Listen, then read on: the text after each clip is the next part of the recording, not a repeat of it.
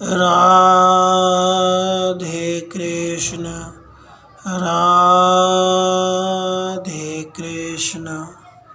द्रोण का शिष्यों द्वारा द्रुपद पर आक्रमण करवाना, अर्जुन का द्रुपद को बंदी बनाकर लाना और द्रोण द्वारा द्रुपद को आधा राज्य देकर मुक्त कर देना। वैशंपायन जी कहते हैं, राजन, पांडवों तथा धृतराष्ट्र के पुत्रों को अस्त्र विद्या में निपुण देख द्रोणाचार्य ने गुरु दक्षिणा लेने का समय आया जान मन ही मन कुछ निश्चय किया। जन्मेजय उसके बाद आचार्य ने अपने शिष्यों को बुलाकर उन सब से गुरु दक्षिणा के लिए इस प्रकार कहा। शिष्यों, पंचाल राज द्रुपद को युद्ध में कैद करके मेरे पास ले आओ, तुम्हारा कल्याण हो, यही मेरे लिए सर्वोत्तम गुरु दक्षिणा होगी।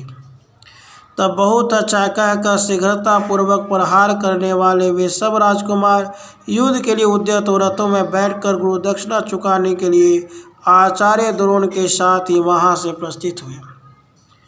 उसके बाद दुर्योधन, कर्ण, महाबली, युत्सु, दुशासन, विकर्ण, जलसन, सुलोचन ये और दूसरे भी बहुत से महापराक्रमी नरश्रेष्ठ क्षत्रिय शिरोमणि राजकुमार पहले मैं युद्ध करूंगा, पहले मैं युद्ध करूंगा, इस प्रकार कहते हुए पंचाल देश में जा पहुँचे और वहाँ के निवासियों को मारते पीटते हुए महाबली राजा द्रुपद की राजधानी को भी रौंदने लगे। उत्तम रथों पर बैठे हुए वे सभी राजकुमार घुड़सवारों के साथ नगर में घुसकर वहाँ के राजपथ पर चलने लगे। जन्मेजय उस समय पंचाल राज द्रुपद कौरवों का आक्रमण सुनकर उनकी विशाल सेना को अपनी आंखों देखकर बड़ी उतावली के साथ भाइयों सहित राजभवन से बाहर निकले। महाराज यज्ञसेन, द्रुपद और उनके सब भाइयों ने कवच धारण किए। फिर वे सभी लोग बाणों की बौछार करते हुए जोर जोर से गर्जना करने लगे। राजा द्रुपद के युद्ध में जितना बहुत कठिन था, वे चमकीले रथ पे सवार हो कौरवों के सामने जा पहुँचे और भयानक बाणों की वर्षा करने लगे। वैशंपायन जी कहते हैं, जन्मेजय, कौरवों तथा अन्य राजकुमारों को अपने बल और पराक्रम का बड़ा घमंड था, इसलिए अर्जुन ने पहले ही अच्छी तरह सलाह करके विप्रवर द्रोणाचार्य से कहा, गुरुदेव, इनके पराक्रम दिखाने के पश्चात हम लोग युद्ध करेंगे। हमारा विश्वास है ये लोग युद्ध में पंचाल राज को बंदी नहीं बना सकते। यूँ कहकर पाप रहित कुंती नंदन अर्जुन अपने भाइयों के साथ नगर से बाहर ही आधे कोस की दूरी पर ठहर गए थे। राजा द्रुपद ने कौरवों को देखकर उन पर सब ओर से धावा बोल दिया और बाणों का बड़ा भारी जाल सा बिछाकर कौरव सेना को मूर्छित कर दिया। युद्ध में फुर्ती दिखाने वाले राजा द्रुपद रथ पर बैठकर यद्यपि अकेले ही बाण वर्षा कर रहे थे, तो भी अत्यंत भय के कारण कौरव उन्हें अनेक सा मानने लगे। द्रुपद के भयंकर बाण सब दिशाओं में विचरने लगे। महाराज उनकी विजय होती देख पंचालों के घरों में शंख, भेरी और मृदंग आदि सहस्रों बाजे एक साथ बज उठे। महान आत्मबल से संपन्न पंचाल सैनिकों का सिंहनाद बड़े जोरों से होने लगा। साथ ही उनके धनुषों की प्रत्यंचाओं का महान टंकार आकाश में फैलकर गूंजने लगा। उस समय दुर्योधन, विकर्ण, सुबाहु, दृगलोचन और दुशासन बड़े क्रोध में भरकर बाणों की वर्षा करने लगे। भारत युद्ध में परास्त न होने वाले महान धनुर्धर द्रुपद ने अत्यंत घायल होकर तत्काल ही उन सब की सेनाओं को अत्यंत पीड़ित कर दिया। वे अलाद चक्र की भांति सब और घूमकर दुर्योधन, विकर्ण, महाबली, कर्ण, अनेक वीर राजकुमार तथा उनकी विविध सेनाओं को बाणों से तृप्त करने लगे।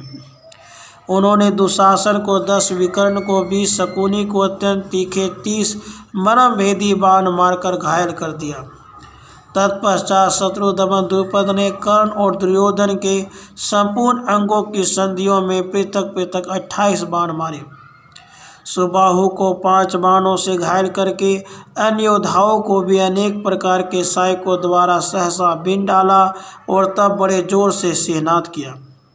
इस प्रकार क्रोधपूर्वक गर्जना करके संपूर्ण शस्त्रधारियों में श्रेष्ठ पांचाल राज द्रुपद ने शत्रुओं के धनुष, रथ, घोड़े तथा रंग बिरंगी ध्वजाओं को भी काट दिया। तत्पश्चात सारे पांचाल सैनिक सिंह समूह के समान गर्जना करने लगे। फिर तो उस नगर के सभी निवासी कौरवों पे टूट पड़े और बरसने वाले बादलों की भांति उन पर मूसल एवं डंडों की वर्षा करने लगे। उस समय बालक से लेकर बूढ़े तक सभी पूर्ववासी कौरवों का सामना कर रहे थे।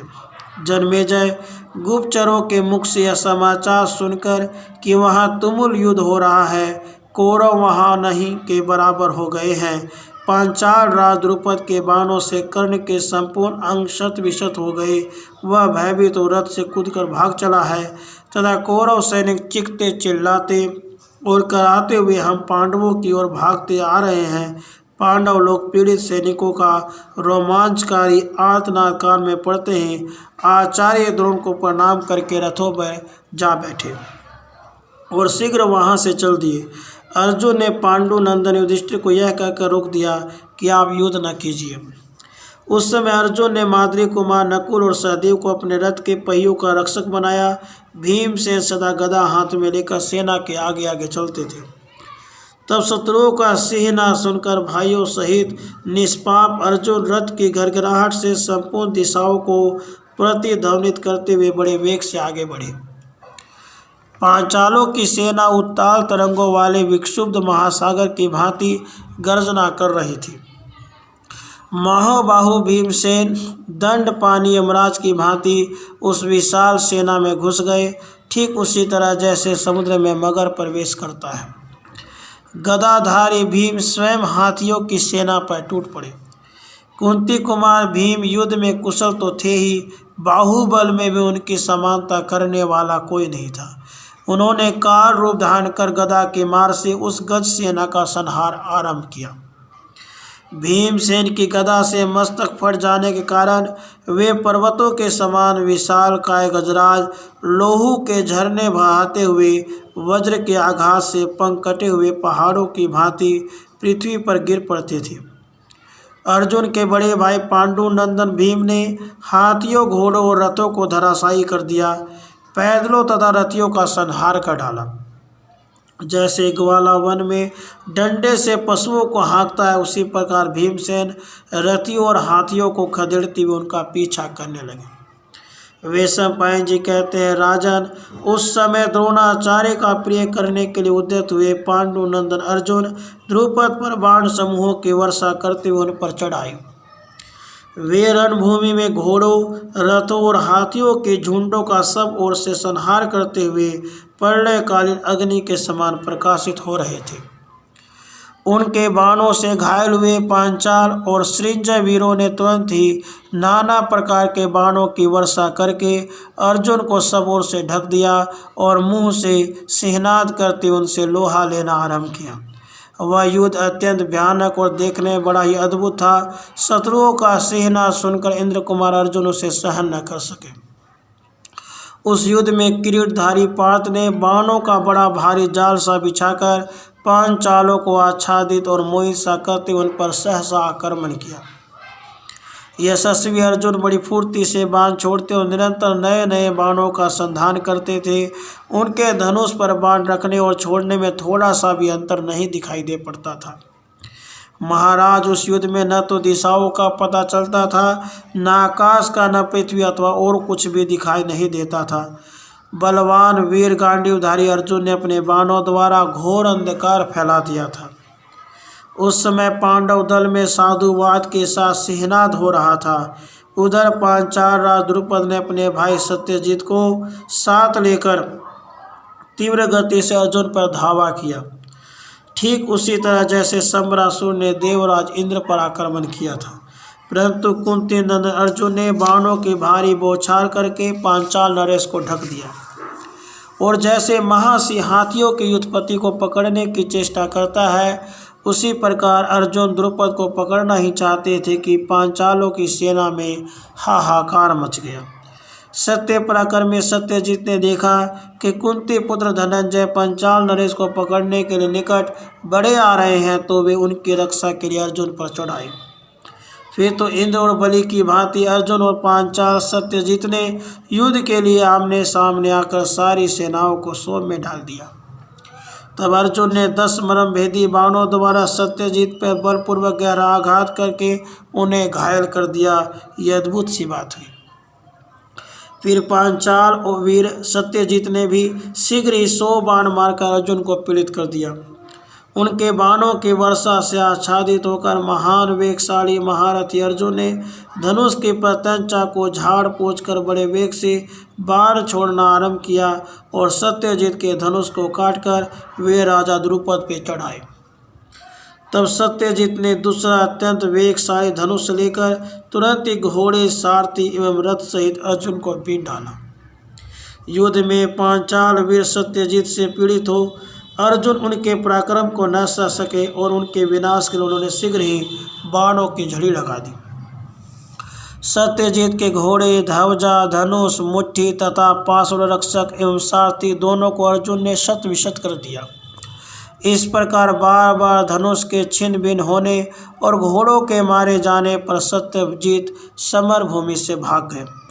राजन उन्हें इस तरह युद्ध से विमुख हुआ देख पांचाल नरेश द्रुपद ने पांडु नंदन अर्जुन पर बड़े वेग से बाणों की वर्षा आरंभ की। तब विजयी वीरों में श्रेष्ठ अर्जुन ने उनसे बड़ा भारी युद्ध प्रारंभ किया। उन्होंने पांचाल राज का धनुष काटकर उनकी ध्वजा को भी धरती पर काट गिराया। फिर 5 बाणों से उनके घोड़ों और सारथी को घायल कर दिया। तत्पश्चात उस कटे हुए धनुष को त्याग कर जब वे दूसरा धनुष और तूनी लेने लगे, उस समय अर्जुन ने म्यान से तलवार निकालकर सिंह के समान गर्जना की और सहसा पंचाल नरेश के रथ के डंडे पर कूद पड़े। इस प्रकार द्रुपद के रथ पर चढ़कर निर्भीक अर्जुन ने जैसे गरुड़ समुद्र को शुद्ध करके सर्प को पकड़ लेता है, उसी प्रकार उन्हें अपने काबू में कर लिया। तब समस्त पांचाल सैनिक भयभीत हो 10 दिशाओं में भागने लगे। समस्त सैनिकों का अपना बाहुबल दिखाते हुए अर्जुन सिंहनाद करके वहां से लौटे। अर्जुन को आते देख सब राजकुमार एकत्र हो महात्मा द्रुपद के नगर का विध्वंस करने लगे। तब अर्जुन ने कहा, भैया भीमसेन, राजाओं में श्रेष्ठ द्रुपद कौरव वीरों के संबंधी है, अतः इनकी सेना का संहार न करो, केवल गुरु दक्षिणा के रूप में द्रोण के प्रति महाराज द्रुपद को ही दे दो। वैशंपायन जी कहते हैं, जन्मेजय उस समय अर्जुन के मना करने पर महाबली भीमसेन युद्ध धर्म से तृप्त न होने पर भी उनसे निवृत्त हो गए। भरतश्री जन्मेजय, उन पांडव ने यज्ञसेन द्रुपद को मंत्रियों सहित संग्राम भूमि में बंदी बनाकर द्रोणाचार्य को उपहार के रूप में दे दिया। उनका ये मान चूर्ण हो गया था, धन छीन लिया गया था और वे पूर्ण रूप से वश में आ चुके थे। उस समय द्रोणाचार्य ने मन ही मन पिछले वैर का स्मरण करके राजा द्रुपद से कहा, राजन, मैंने बलपूर्वक तुम्हारे राष्ट्र को रोन डाला, तुम्हारी राजधानी मिट्टी मिला दी। अब तुम शत्रु के वश में पड़े हुए जीवन को लेकर यहाँ आए हो, बोलो अब पुरानी मित्रता चाहते हो क्या? यूँ कहकर द्रोणाचार्य कुछ हंसे। उसके बाद फिर उनसे इस प्रकार बोले, वीर, प्राणों पर संकट आया जानकर भयभीत न हो, हम क्षमाशील ब्राह्मण हैं। क्षत्रिय शिरोमणि, तुम बचपन में मेरे साथ आश्रम में जो खेले कूदे हो, उससे तुम्हारे ऊपर मेरा स्नेह एवं प्रेम बहुत बढ़ गया है। नरेश्वर, मैं पुनः तुमसे मैत्री के लिए प्रार्थना करता हूँ। राजन, मैं तुम्हें वर देता हूँ, तुम इस राज्य का आधा भाग मुझसे ले लो। यज्ञ से तुमने कहा था, जो राजा नहीं है वह राजा का मित्र नहीं हो सकता, इसलिए मैंने तुम्हारे राज्य लेने का प्रयत्न किया है। गंगा के दक्षिण प्रदेश के तुम राजा हो और उत्तर भूभाग का राजा मैं हूँ। पांचाल, अब यदि उचित समझो तो मुझे अपना मित्र मानो। द्रुपद ने कहा, ब्राह्मण, आप जैसे पराक्रमी महात्माओं में ऐसी उदारता का होना आश्चर्य की बात नहीं है। मैं आपसे बहुत प्रसन्न हूँ और आपके साथ सदा बने रहने वाली मैत्री एवं प्रेम चाहता हूँ। वैशंपायन जी कहते हैं, भारत, द्रुपद के यूँ कहने पर द्रोणाचार्य ने छोड़ दिया और प्रसन्नचित्त हो उनका आदर सत्कार करके उन्हें आधा राज्य दे दिया। उसके बाद राजा द्रुपद दीनतापूर्ण हृदय से गंगा तटवर्ती अनेक जनपदों से युक्त माकंदीपुरी में तथा नगरों में श्रेष्ठ कांपिल्य नगर में निवास एवं चरमवती नदी के दक्षिण तटवर्ती पांचाल देश का शासन करने लगे। इस प्रकार द्रोणाचार्य ने द्रुपद को परास्त करके पुनः उनकी रक्षा की। द्रुपद को अपने शास्त्र बल के द्वारा द्रोणाचार्य की पराजय होती नहीं दिखाई दी। द्रुपद को अपने शास्त्र बल के द्वारा द्रोणाचार्य की पराजय होती नहीं दिखाई दी। वे अपने को ब्राह्मण बल से हीन जानकर द्रोणाचार्य को पराजित करने के लिए शक्तिशाली पुत्र प्राप्त करने की इच्छा से पृथ्वी पर विचरने लगे। इधर द्रोणाचार्य ने उत्तर पंचालवर्ती आहिच्छत्र नामक राज्य को अपने अधिकार में कर लिया। राजन इस प्रकार अनेक जनपदों से संपन्न अहिच्छत्रा नाम वाली नगरी को युद्ध में जीतकर अर्जुन ने द्रोणाचार्य को गुरु दक्षिणा में दे दिया। इस प्रकार श्री महाभारत आदि पर्व के अंतर्गत संभव पर्व में द्रुपद पर द्रोण के शासन का वर्णन करने वाला 137वां अध्याय पूरा हुआ। राधे कृष्ण राधे कृष्ण।